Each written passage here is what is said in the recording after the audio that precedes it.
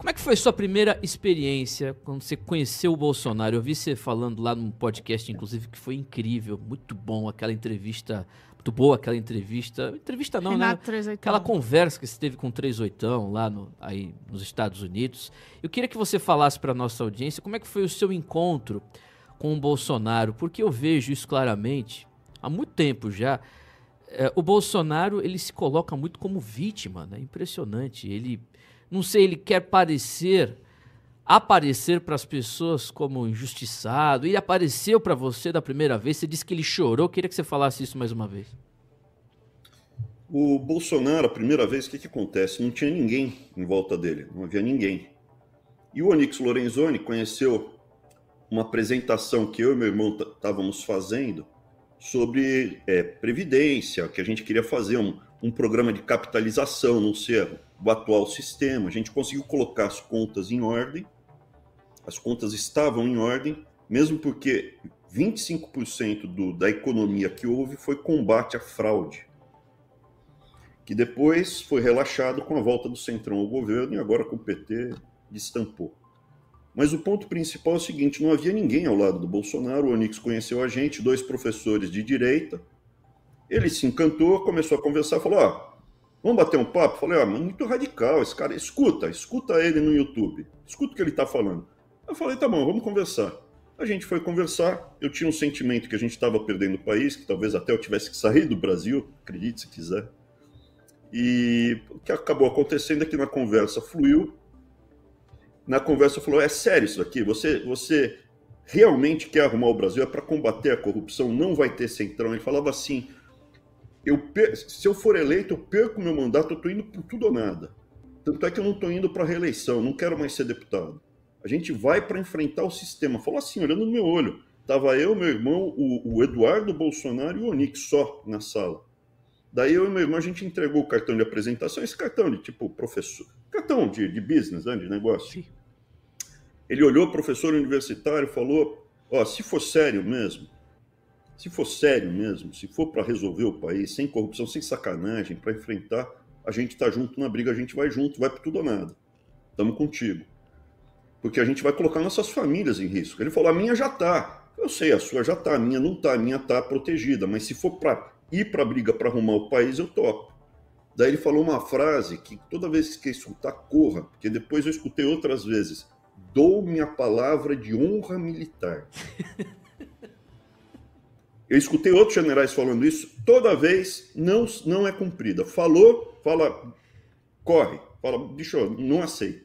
Eu cheguei a falei para o general Ramos, Abraão, pode fazer que eu dou minha palavra de honra militar. Eu falei, general Ramos, não vou aceitar, aquele que foi ministro, não vou aceitar porque o senhor não vai cumprir. Para evitar o... Falei, tinha jeito, tem testemunha. É para evitar o constrangimento depois, um cara mais velho assim, não honrar a palavra de honra militar, não vou aceitar. E dito e feito, passou uns 3 dias, falou, não podia imaginar que eu não ia poder. Faz primeiro faz isso que o senhor está falando que 3 minutos depois eu assino e coloco no sistema. Porque precisava da minha assinatura para fazer uma coisa, né? Aí ele depois eu falo, mas o Bolsonaro chegou e falou, dou minha palavra de honra militar, bravata. Mas naquela época eu achava que ele não era bravateiro. Aí eu apertei a mão dele, entreguei os cartões. Aí ele e o Eduardo olhou para o meu cartão e a gente vai poder falar que temos 2 professores universitários dando apoio e montando um plano de governo para a gente. Acabei de apertar sua mão. Estamos na briga. O que vocês quiserem fazer, a gente vai fazer para tirar o Brasil da mão desse pessoal. Dou minha palavra de honra militar, é sério, nem que me custe o mandato, tudo ou nada. Beleza. E foi. Então os contatos que eu tive sempre foram nessa linha. O sapato dele é um sapato mulano, um sapato de frentista de posto de gasolina. O relógio Cássio. A casa dele é bem localizada, mas a casa dele, a decoração interna, é tudo muito simples. E eu fui acreditando. Só que hoje eu vejo que ele não fez sacanagem, porque ele não tinha oportunidade. A hora que apareceu oportunidade, veja, as suspeitas de corrupção são vastas, são gigantescas, estão aí para quem quiser ver, né?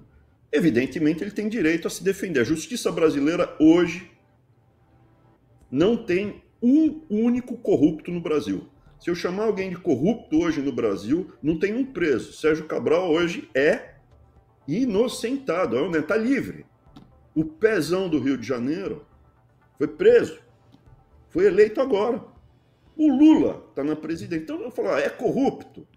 Veja, na maior parte dos países do mundo, quando você tem um cadáver, uma arma na mão do suspeito e a bala, o cara está na cadeia. Está na cadeia.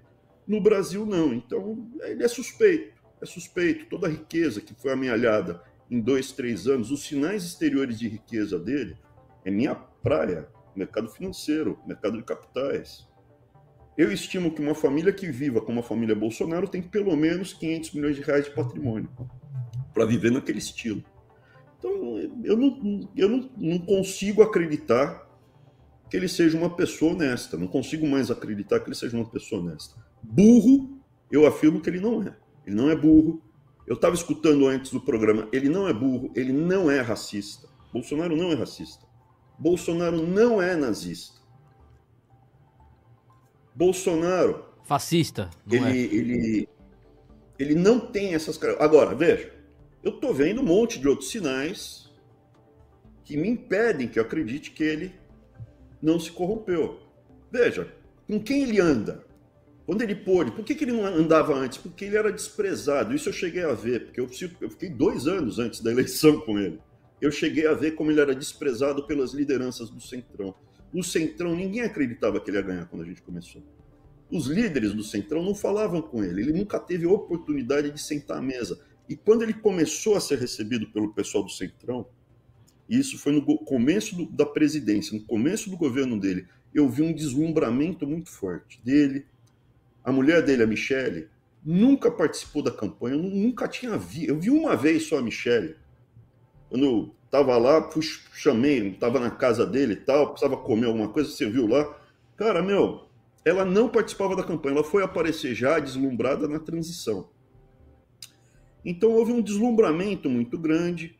Brasília, o poder, existe uma... Isso meu irmão e eu, a gente presenciou, existe ao mesmo tempo uma sedução e uma ameaça. Toda a estrutura de poder, você tem a caneta na mão, vem mostrando qualquer coisa do seu passado ou mentiras do seu passado para te ameaçar, ao mesmo tempo te oferecendo 1 zilhão de benefícios, benesses. Aparentemente o Bolsonaro tinha um rabo de palha, por isso que eu acredito, entrou o Toffoli junto com o Mendonça Filho, junto com alguns nomes, tipo Tarcísio, foi colocado para dentro, para, se você colocar esses caras para dentro, acabou o problema da rachadinha. Porque era o Toffoli que estava com o processo. E de fato acabou. Onde foi a segunda falha? Não ficou só na rachadinha. Começaram a fazer outras coisas em outras áreas, que daí voltou a ser chantageado. E aí ele foi enfraquecendo. E o fruto dessas outras coisas a gente vê cristalizado, materializado nas mansões, no jet ski, nas viagens, no luxo, nas joias. Essa é a verdade. Essa é a verdade. É uma família que se deslumbrou. Não tem hoje um Bolsonaro morando numa casa normal. É só em palácio. É só em palacete. E a gente, quando começou a ver, veja, para nós demorou, porque ele não é um cara burro. Ele realmente tem uma habilidade de... Ele olha na tua cara e fala, eu não consigo fazer nada, e chora. Ele chora, ele te engana, chora.